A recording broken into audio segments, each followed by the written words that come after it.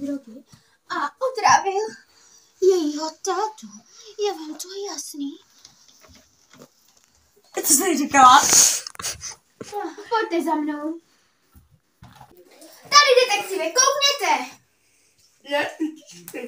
To nejsou jenom tak dětičky. Jakoby já tady budu učit detektiva. Jdu si pro foťák na důkazy, víte? Debilní detektiv Řízek. Musím si udělat make-up. Vážně vypadám. Zdaj se!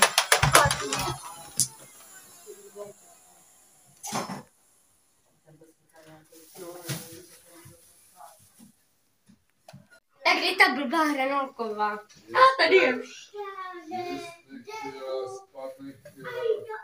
Vás si dala kečup. Vy tam.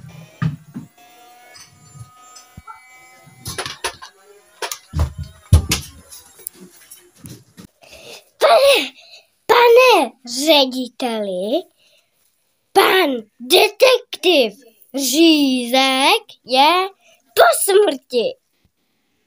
Co jste to říkala? Pan Řízek je mrtvý. Tak to bychom měli sehnat nějakou náhradu.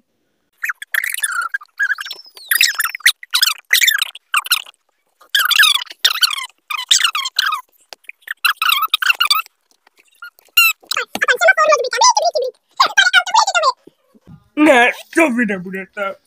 Nemáme náhradu. Takže si to vyříďte sama. Nazdar. O banku! Stůj nebo střelí.